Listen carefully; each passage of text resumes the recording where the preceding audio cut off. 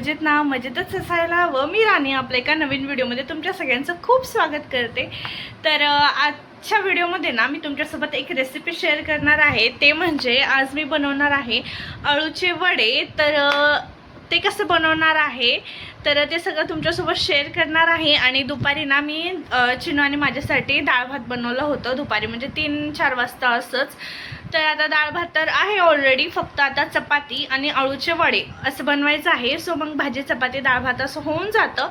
तर वडे तर अळूच्या वड्याचे पानं तर ह्यांनी आणून ठेवले 2-3 दिवस झालं, पण बनवायचं त्याचं काही मुहूर्त लागत नव्हतं.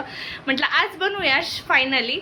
तर आणि रेसिपी पण तुमच्यासोबत शेअर करूया. तर चला कोणताही वेळ वाया न घालवता आपण स्टार्ट करूया व्हिडिओला. त्यानंतर आपल्याला पानं वगैरे स्वच्छ धुवून घ्यायचं आहे. सो आता पानं बघा थोडेसे म्हणजे फ्रेश नाही आहेत, तर 2 दिवस झाला आणून, त्याच्यामुळे थोडं कोमेजून गेल्यासारखे आहेत. पण काही नाही, पाण्यात घातलं ना फ्रेश होऊन जातील. तर आता मी हे धुवून घेते पटकन. तर इथे पाणी घेतले आहे आणि आपण एक एक करून सगळे पानं स्वच्छ धुवून घेऊया.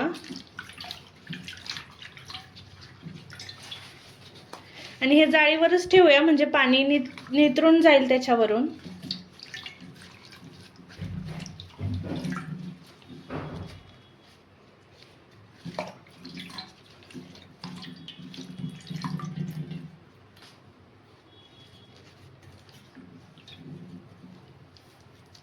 तर आता इथे आता इकडे सगळे माझे पानं वगैरे धुवून झाले आहेत, बघू शकता. तर आता पानाच्या वर लावण्यासाठी बेसनचं जे मिक्सचर लागणार आहे त्याच्यासाठी आता सगळं आपण मिक्स करून घेऊया. पहिल्यानंतर तुमचे पानं जेवढे आहेत त्याच्या अंदाजे तुम्ही बेसन घ्या. म्हणजे जास्त पानं असेल तर थोडंसं बेसन जास्तच घ्या. तर आता मला जेवढं बेसन लागतं तेवढं घेतलेली आहे. आणि ह्याच्यामध्ये आता आपण पहिल्यांदा टाकूया ओवा टाकायचं स्किप नाही करायचं. ओवाने खूप छान फ्लेवर येतं. आणि मग त्याच्यानंतर चटणी तुमच्या ह्याच्यानुसार टाका. हे तिखट ना खूप जास्त, हे जे लाल तिखट आहे खूप जास्त तिखट आहे. सो म्हणून माझ्या अंदाजे मी टाकलेली आहे. आणि नंतर हळद, हे आहे धनिया पावडर, आणि ह्याच्यातच थोडे खडे मसाले मिक्स आहेत. सो गरम मसालाही म्हणू शकता तुम्ही. आणि मीठ चवीनुसार.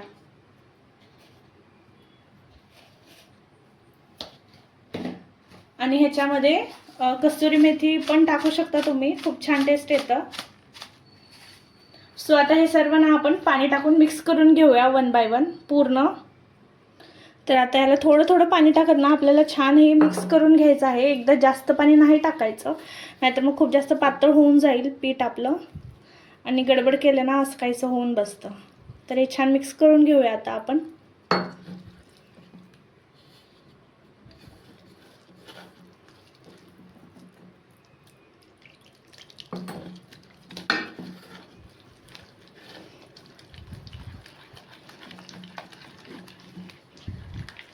तर बघू शकता असं मिक्स करायचं. जास्त घट्ट नाही जास्त पातळ नाही, मीडियम त्याचं टेक्स्चर ठेवायचं. आता अजून हे थोडंसं घट्ट आहे, तर थोडंसं पाणी टाकायचं, जास्त नाही टाकायचं.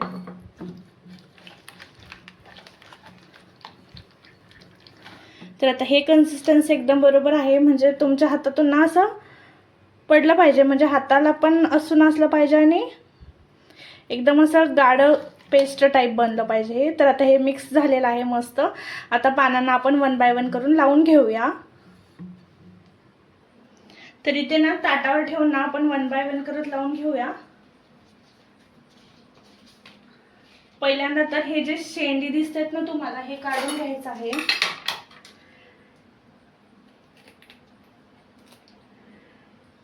कारण ते असलं ना खूप असं जाड येतं. आणि हे खूप पातळ आहे, सो ह्याचा काही प्रॉब्लेम होणार नाही. जर जाड असेल ना तर तुम्ही ते काढून घ्या. आणि ह्याच्यावर बेसन ना छान आपल्याला पसरवून घ्यायचं आहे.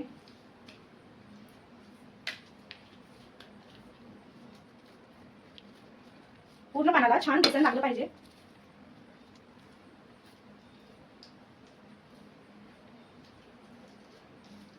तर एकावर एक पान ठेवून ना आपल्याला असं लावून घ्यायचं आहे.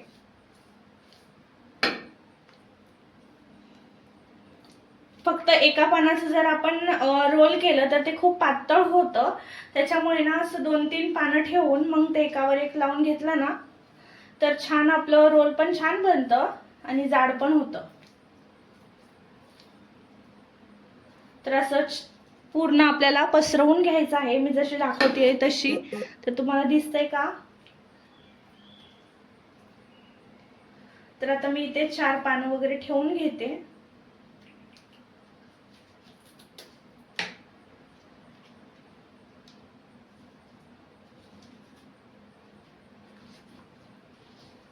तर बघू शकता असं ठेवून आपल्याला छान प्रकारे लावून घ्यायचं आहे.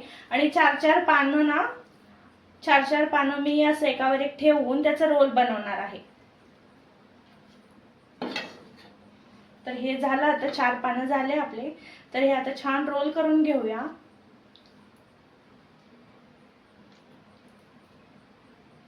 तर बघू शकता आता हे एक रेडी आहे.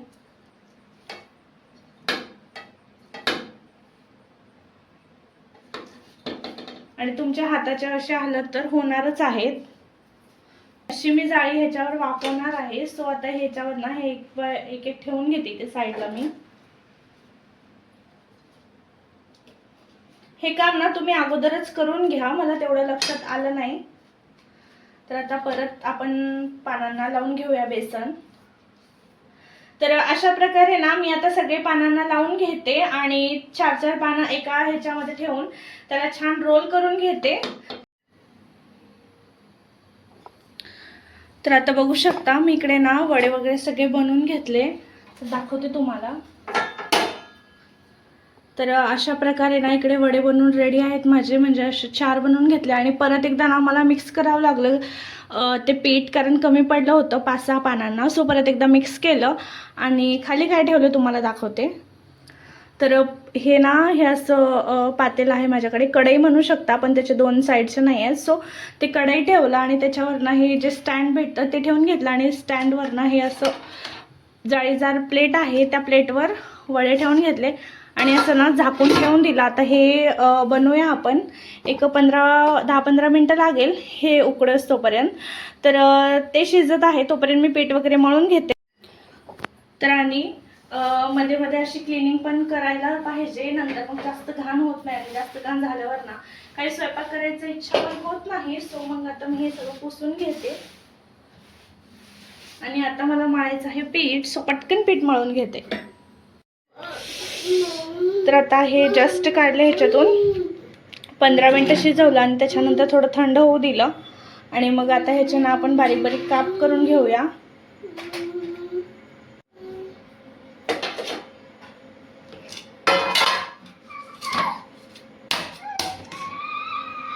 तर बघू शकता आता ह्याच्यात काढून घेतले. तर हे कापूया आपण.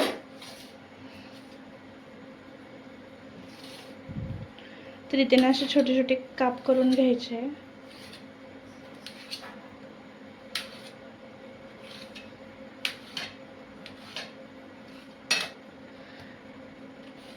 आणि अर्धे ना मी तळून घेणार, म्हणजे सगळेच तळून घेणार आहे आणि अर्धे ना भाजीसाठी फोडणी देणार आहे आणि अर्धे तसंच ठेवणार आहे. म्हणजे थोडेसे काबर, म्हणजे ते असंच खायला टेस्टी लागतं.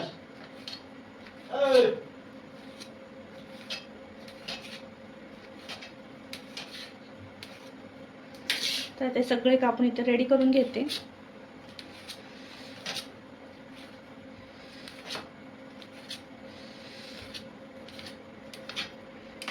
तर बघू शकता इथे एवढे वडे रेडी झालेत आपले. आता ह्याला तळून घेऊया.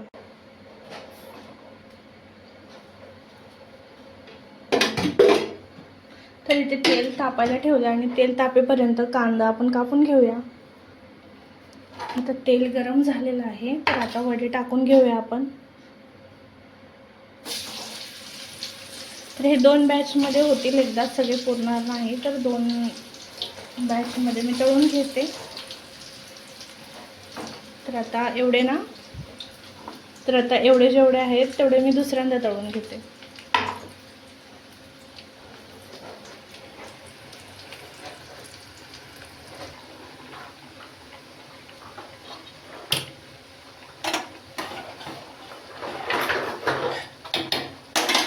तर तर बघा इथे असं तळून घ्यायचं, असं कलर चेंज होईपर्यंत. बघू शकता. झालं का? तर आता हे मस्तपैकी तळून झाले आहे. त्याला काढून घेऊया.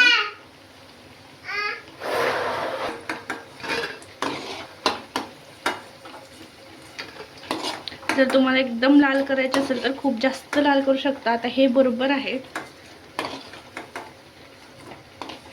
तर आता दुसरं बॅच पण तळून घेऊया.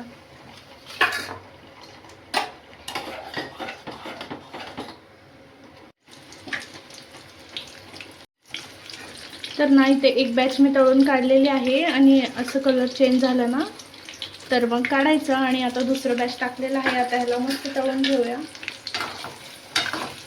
तर आता इकडे बघू शकता मी फोडणीला ठेवले. तर इथे म्हणजे सगळे तळून झाले, सगळे तळून घेतले आणि त्याच्यानंतर इथे फोडणी रेडी केलं. तेलामध्ये जिरे मोहरी टाकून कांदा टाकून घेतला. आता ह्याच्यामध्ये थोडंसं हळद, मीठ आणि मसाला पण टाकून घेऊया. तर भाजीसारखं रेडी होऊन जातं. आणि हे धनिया पावडर, जे जे मसाले आपण ह्याच्यामध्ये टाकलो बेसनमध्ये, ते सगळे मसाले टाकायचे. आणि मीठ पण टाकायचं आहे चवीनुसार. तर टमाटाही टाकून घ्या.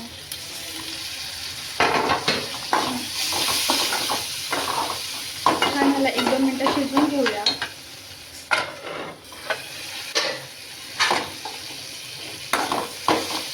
तर हे छान शिजलंय.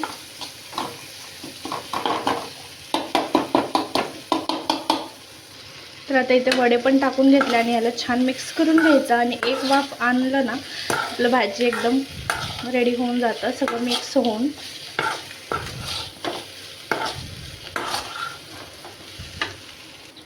तर इकडे एवढे मी वाचवले, म्हणजे आता जेवता जेवता असंच खाता येईल सुकं सुकं. आणि रेडी आहे भाजी.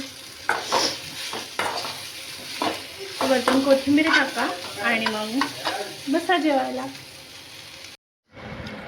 तर बघा भाजी बनवून रेडी झाला आहे. तर आता मी वडा खाते.